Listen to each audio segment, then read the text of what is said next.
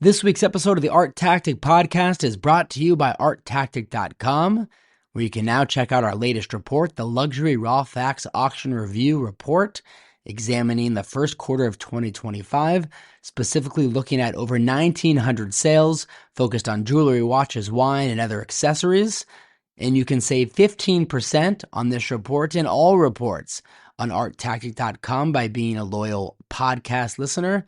Make sure to use the promo code PODCAST15 at checkout. Thanks for listening to the Art Tactic Podcast. I'm your host, Adam Green. Many of you are likely familiar with Crystal Bridges, Alice Walton's renowned museum in Arkansas.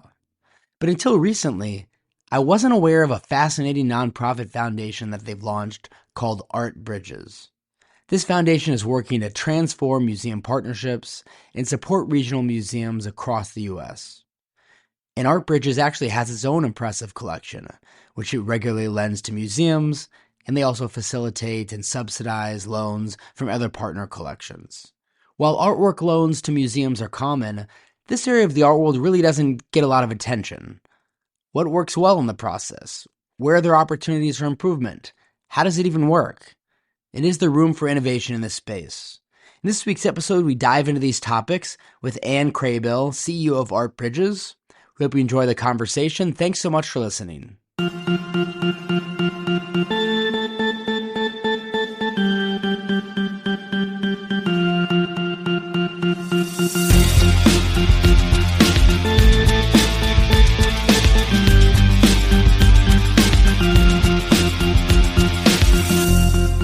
Anne, thanks so much for joining us.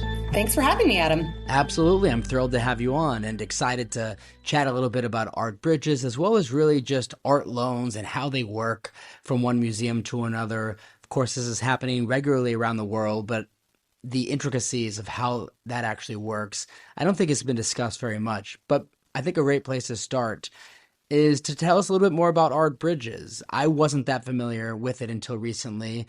Can you share the story behind its founding and what role has Alice Walton played in its development? Absolutely. So the Art Bridges Foundation was really created after Alice Walton opened Crystal Bridges Museum of American Art in Bentonville, Arkansas, which happens to be her hometown.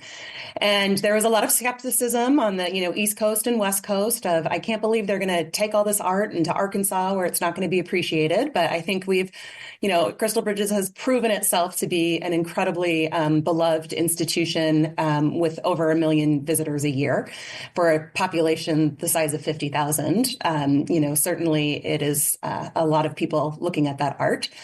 But she very specifically created Crystal Bridges with pretty minimal storage because she has a philosophy that art cannot exist without a viewer. And so she just didn't want to see, like many other institutions where generally 95% of their collections are in storage.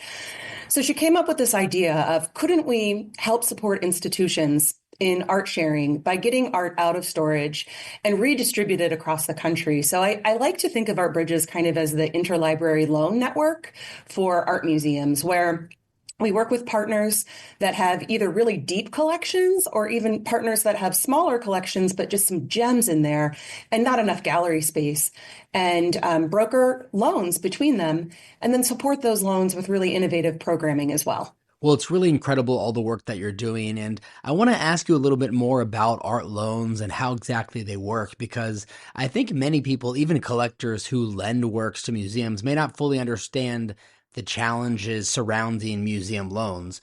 What would you say are some of the biggest obstacles museums face when lending to one another, and how does Art Bridges help address these issues? So there's definitely a common practice with museums to lend art, right? So particularly for special temporary exhibitions that they're creating, but there's definitely an inequity across, and it's usually a peer-to-peer art sharing, or even a larger, well-resourced institution borrowing from smaller. But it's generally not the other way around, smaller institutions being able to borrow from larger institutions. So one of the reasons for that is just, financial barriers, right? You've got incredible costs with shipping, which have skyrocketed lately. You have costs with just the crating of, getting the art packed. And then you've got insurance. So all of those make smaller institutions maybe, less able to borrow works of art and to add that kind of, dynamic new artwork to their collection galleries. But then there's also just an issue of facilities, right? So museums tend to have a practice of applying a one-size-fits-all model, art museums, I should say, of 50 degrees, or 50% humidity, relative humidity, and 70 degrees. And it's generally not a climate that any institution can keep in perpetuity, even the lending institutions, right? And some of these works, I think of conversations I've had with other museum directors where, one museum director said, like, these works are a lot hardier than we give them credit for. A lot of these works were created before HVAC systems were even invented. They've, been exposed to all kinds of temperature and humidity fluctuations with no damage. So we're really pushing institutions to look at the specific object rather than have a one-size-fits-all policy around facilities to help increase access, but also to help reduce, frankly, the carbon footprint of our industry. So this area of the art world where museums are lending to one another, it doesn't seem like there's been a lot of innovation when it comes to this part of the art world. I'm curious, when you first started engaging with museums about your program and your goals, what kind of response did you receive? Were there any initial barriers or concerns that made the institutions hesitant to actually want to participate? So it was actually my successor, Paul Provost, who encountered, or my predecessor, I should say, Paul Provost, who encountered those issues. And I think there was a good reception for the idea of it, right? Of art sharing, and you'll be able to provide me with financial resources so I can do that. But the mechanism wasn't quite rolled out. And so in the early days of Art Bridges, there was a little bit of art sharing and getting collections out of storage, but we actually built our own collection as well. And we're sharing that. And we were sharing traveling exhibitions. And part of that is, institutions worry about the safety of their collections. And the initial idea was we would have this sort of centralized depot, and realized that that was just maybe over-engineered for what we were trying to do. And so now what we do is very simple capsule collections, small 3 to 5 objects. So an institution maybe lends 20 objects total, but they're in these small groupings.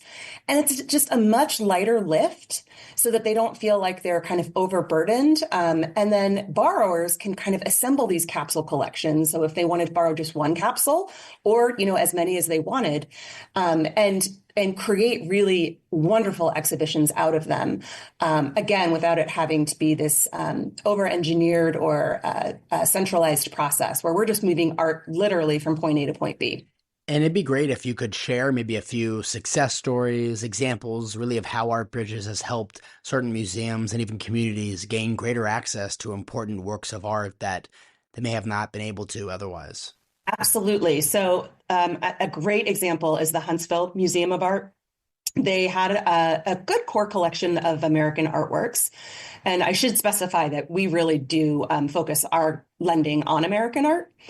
But they never had galleries dedicated to American art. And so in the partner loan network, which are these capsule collections, they borrowed several different capsules and were able for the first time to create dedicated galleries of American art as a sort of proof of concept to their community. And now their community has been exposed to not just their core collection, which was sitting in their storage unit, but to collections from all over the country. So Huntsville borrowed from multiple institutions, from Toledo, from MoMA, from the Whitney, and we're able to bring that to, their small community in Alabama. So incredibly exciting. There's another great example of the institution that I used to run, the Wichita Art Museum, which has an incredible collection from 1935 to 1955. But after that, the acquisition funding just kind of ran out. And so there were huge gaps, and they were able to borrow a pop-up art collection from the Whitney and bring that to the community and show that in a way that they never would have been able to before. And for a lot of these institutions, acquisitions are simply out of reach, right? So being able to borrow and being able to borrow for a longer term, our loans are generally 2 years for the partner loan network. It gives them time to really invest in working with those artworks and to be able to create really, really robust programming in collaboration with the community to activate the art in different and innovative ways. Yeah, I mean, one thing I like to do when I'm traveling is go to the local museum, whether it's a big city or a smaller city, and look at the art on view. And yeah, oftentimes they may have works by certain artists, but they aren't the best or even really good examples by that artist's work. And so I think having this type of program really allows museums, especially those maybe not in major cities, not with the biggest budgets, to be able to exhibit really fantastic examples by important artists to their audiences. So through Art Bridges, you're working closely with a wide range of museums, as we've discussed. From your vantage point, I'm curious, what are some interesting trends or shifts you're seeing in the museum space recently, whether in how institutions are engaging with audiences, rethinking their collections, collaborating with one another, or any other kind of way? Yeah, definitely. I think museums have become much more public centered. So they are really trying to meet their communities where they are. And this really applies, I think, to those smaller to mid-sized regional institutions. Their visitation is much higher in the local population than, say, an institution situated in a really large major metro. They have a sort of mandate to really make sure that they're in service to their communities. And so you're starting to see educators and institutions work much more closely with curators to be more public facing. You're starting to see much more collaborative programming where communities are coming in and helping to program.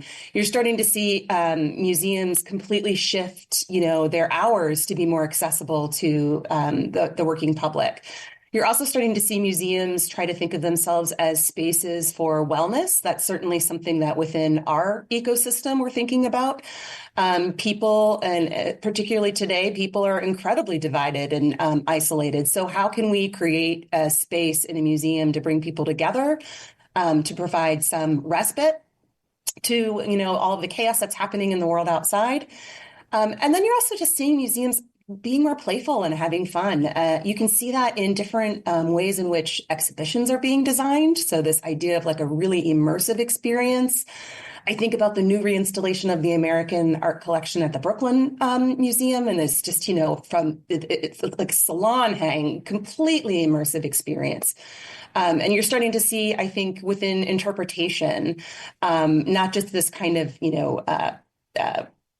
templated label, but you're starting to see lenses into kind of relevant contemporary culture as a way of interpreting works of art. So in some ways, it's really exciting to see museums become more public facing, or public centered. But I think there's still a really long road ahead if we want to make sure that, 30, 50 years from now, the public really, really still values art museums and sees it as a place for them.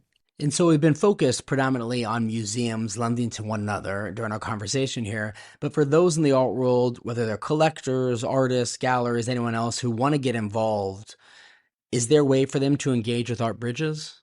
So currently we only work with institutions in terms of the art lending, but we're absolutely open to exploring possibilities. So a lot of private collectors don't maybe are concerned about donating to an institution for fear that their artwork might just go into storage, right? And so we have actually started to explore a partnership with an institution where a private collector kind of has a little caveat that his artworks are always going to be made available to Art Bridges if it's not on view at that institution. So there's that kind of mechanism. But then we're very open to exploring how to get personal collections out into the public if it's a sort of jointly funded endeavor.